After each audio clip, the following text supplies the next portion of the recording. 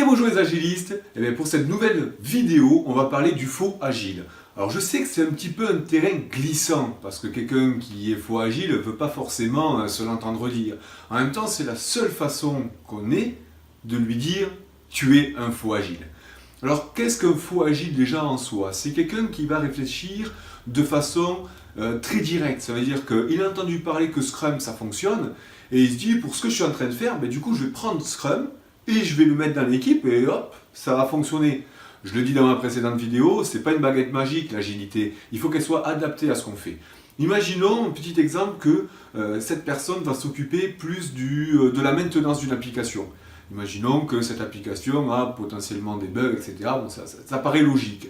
Et que maintenant il veut pouvoir répondre rapidement à des bugs, les fixer, mettre un patch dessus, mais je sais pas, en moins d'une semaine. On estime qu'en une semaine, il faut avoir mis un patch sur une problématique ciblée qu'un client final nous remonte.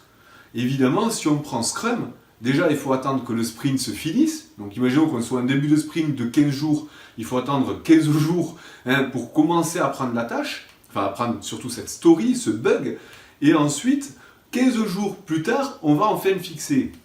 Je ne suis pas certain que ça soit vraiment en corrélation. On veut fixer un bug en moins d'une semaine, et sur le fait de prendre Scrum, ça va mettre au moins un mois.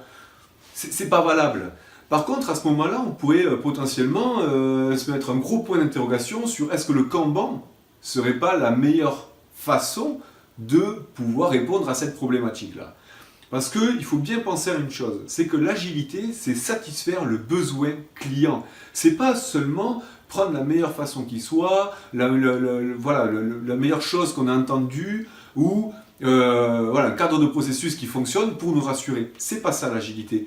C'est pouvoir étudier ce qui est le plus adapté à la situation. Là, à ce moment-là, on commence déjà un peu plus à voir l'agilité dans son ensemble. Le faux agile, à ce moment-là, il pourrait très bien dire, oui, mais moi, on est en train de me demander de résoudre un problème, et comme j'ai envie de me rassurer, je prends ce qui fonctionne le plus. Ouais, mais c'est pas forcément ce qui est adapté réellement à la situation.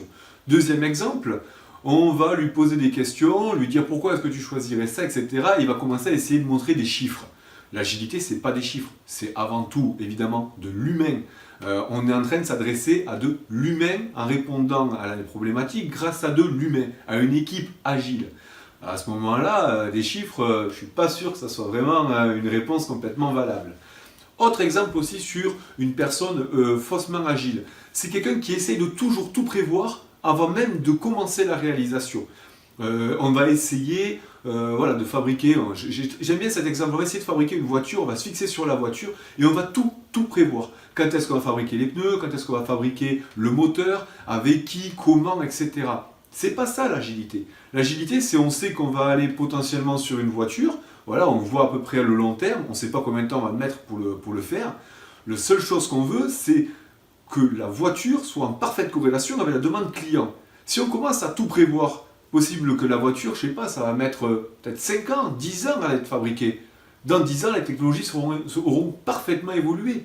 C'est un peu normal. On a vu en 10 ans, il y a le GPS, etc. qui est apparu, il y a les postes autoradio tactiles qui sont apparus. Si on avait prévu ça il y a 10 ans, qu'on aurait dit ok, je veux telle et telle voiture, on n'aurait jamais vu apparaître la voiture autonome à l'heure actuelle. La technologie, il y a 10 ans, n'existait potentiellement pas, ou on avait ça dans les livres ou en fond de pensée, mais elle n'avait jamais été réalisée.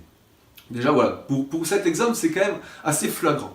Un faux agile, c'est quelqu'un qui va plutôt se diriger sur, et ça, le livre vraiment de Claude Aubry, L'art de devenir une équipe agile, l'explique relativement succinctement, mais il explique très bien. L'agilité est plutôt tournée sur des gens qui sont en mode de réflexion, qui veulent tout le temps apprendre plus de ce qu'ils font, c'est-à-dire être plus dans l'amélioration. Une personne qui est faussement agile va surtout essayer d'exécuter des tâches répétitives, mais qui n'ont pas nécessairement besoin d'amélioration pure. Même si dans l'industrie, puisque je vous rappelle tout de même que l'agilité est née il y a une bonne paire de dizaines d'années même, c'est au Japon, ça a été observé par des personnes au Japon sur comment fonctionnait l'industrie automobile japonaise, parce qu'elle fonctionnait très bien à cette époque-là. Et ils ont vu, et c'est pour ça que ça s'appelle Scrum, que la mêlée, c'est le regard qu'ils ont eu, c'est que tout le monde fonctionne en corrélation, chacun groupé ensemble, etc. Même si c'est dans l'individualité, chacun travaille pour lui-même, mais ils ont une vision d'ensemble, ils communiquent ensemble. Et bien évidemment, on peut essayer d'instaurer ça dans l'industrie, ça peut être parfaitement instauré. Mais si quelqu'un se dit réellement, je vais essayer de faire une tâche qui est répétitive tous les jours et où il n'y a pas forcément d'axe d'amélioration, etc., eh bien, c'est pas un agiliste, clairement. Vouloir toujours faire les mêmes tâches tous les jours sans axe d'amélioration, sans poste de réflexion, c'est pas possible. Là, on n'est plus dans l'agilité. Là, on sort de l'axe de l'agilité. Alors évidemment, quand je parle de cerveaux qui réfléchissent, c'est pas forcément des cerveaux, tout le monde a un cerveau, qu'on soit clair. C'est pour ça que je dis que le faux agile, c'est quand même une pente glissante, parce qu'on peut facilement tomber dans de la réflexion, voilà, dans l'analyse de ce que je dis, qui n'est pas forcément exactement ce que je veux exprimer. Là déjà, on rentre dans une phase de l'agilité, hein, entre ce qu'on dit et ce qu'on comprend, il y a une différence, et il faut pouvoir l'admettre. Le fait que je parle de cerveau, ce sont des gens qui vont plutôt mettre en place des axes de connaissance. Voilà, en termes de cerveau, c'est de la connaissance, c'est-à-dire qu'ils vont toujours avoir besoin d'acquérir de plus en plus de connaissances, parce que le métier évolue voilà, tout le temps, et il faut qu'il s'adapte. L'axe de l'industrie, par exemple, c'est plus des personnes qui vont exécuter une tâche très précise qui est extrêmement cadrée. Exemple, sur un moteur, on doit visser un boulon de telle façon. Techniquement, à moins qu'on change le pas de vis du boulon, rien ne va évoluer. Alors ça va évoluer, hein, évidemment, les moteurs vont s'améliorer, mais techniquement, sur la tâche qu'on est en train d'exécuter voilà, tous les jours, le boulon est vissé de la même façon. Bon, maintenant, il y a les robots qui font ça. Mais on voit un petit peu comment voilà, la différence entre ce que moi j'appelle l'axe de réflexion, le cerveau en soi qui travaille, qui va essayer d'améliorer les choses tous les jours, et purement industriel, le fait de répéter une tâche qui est très ciblée, qui est déjà prédéterminée, où on sait exactement comment ça doit se passer, à quel temps ça doit se passer, et de telle et telle façon. Et on ne peut pas le bouger. Du coup, voilà, le faux agile va réfléchir sur un axe tel que l'industrie en elle-même, de la main-d'œuvre. Et ça, c'est pas forcément bon. Parce que site internet, évidemment, si on doit exécuter telle tâche, ben on va avoir un site internet qui va ressembler à tous les sites internet. Par contre, si on y inclut cet axe de réflexion, l'axe de connaissance, ben au fur et à mesure du temps que les technologies évoluent, on va pouvoir y intégrer de plus en plus de meilleures choses, enfin meilleures, disons évoluer. On voit bien qu'un site il y a 10 ans est complètement différent d'un site d'aujourd'hui. Et c'est ça l'agilité, c'est pouvoir s'adapter au changement, perpétuellement s'adapter à la demande des clients finaux. Pour finir un petit peu sur comment déterminer un faux agile d'un vrai agile, enfin est-ce que je suis faux agile? Point d'interrogation, déjà. Il faut toujours se remettre en question personnellement. Ce que je suis en train de dire aujourd'hui est peut-être potentiellement faux quand vous allez être en train de regarder cette vidéo. Les choses ont peut-être changé, je n'en sais rien. Il faut pouvoir l'admettre, il faut entendre ce feedback, il faut le digérer hein, et potentiellement se remettre en question personnellement. Déjà, l'agilité, quelqu'un qui est agile va préférer l'auto-organisation. Le fait de trouver une organisation propre à l'équipe. L'auto-organisation. La personne, elle est là, elle est mature. Hein. C'est pas un enfant. Il faut arrêter d'infantiliser les gens dans l'entreprise. Les gens sont grands, ils peuvent prendre des décisions tout seuls.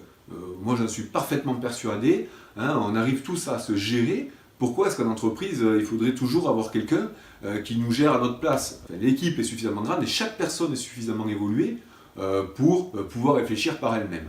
Et ensuite, l'agilité, c'est surtout une approche itérative. C'est le fait de répéter régulièrement les mêmes choses, mais pour obtenir un résultat qui est toujours meilleur, qui est toujours avec une qualité. Et évidemment, les premiers pas de l'agilité sont déjà d'obtenir de la culture, la focalisation et des compétences. Voilà. Ça, c'est le b.a.-ba de l'agilité. C'est d'abord une culture d'équipe très forte, et ensuite, c'est en corrélation, c'est en même temps, disons, hein, de la compétence. Il faut que chacun puisse apprendre de l'autre, apprendre par lui-même grâce à sa propre veille technologique et s'améliorer. Surtout, restons avec l'esprit ouvert. J'ai potentiellement tort. Et techniquement, tout ce que je peux dire, à l'heure actuelle, est possiblement vrai, mais peut-être que demain, ça sera complètement quelque chose d'aberrant. se remettre en question. C'est très important. Je pense qu'on a fait rapidement le tour sur le faux agile, un petit peu d'axe de réflexion sur l'agilité en soi. On a vu qu'on ne choisit pas comme ça un framework ou un cadre de processus parce que c'est stylé, parce que c'est dans l'air du temps. Non, il y a une réelle réflexion. On voit parfaitement que la réflexion personnelle est toujours un petit peu en dessous, voire même très en dessous que la réflexion d'une équipe globale pluridisciplinaire, puisqu'on on pense toujours avoir raison. Clairement, même moi, je pense à chaque fois avoir raison. Ce n'est absolument pas vrai. J'ai raison sur quelque chose qui est important pour moi, ma propre réponse à une problématique. Mais potentiellement que une équipe aura une réponse globale à une problématique globale. Et ça, c'est pour ça. Et ça, c'est mieux. Clairement, c'est mieux. Réfléchissons en équipe. Sur ce, mes agilistes, je vais vous laisser. Je vous dis à très très vite pour de nouvelles vidéos. Bye bye.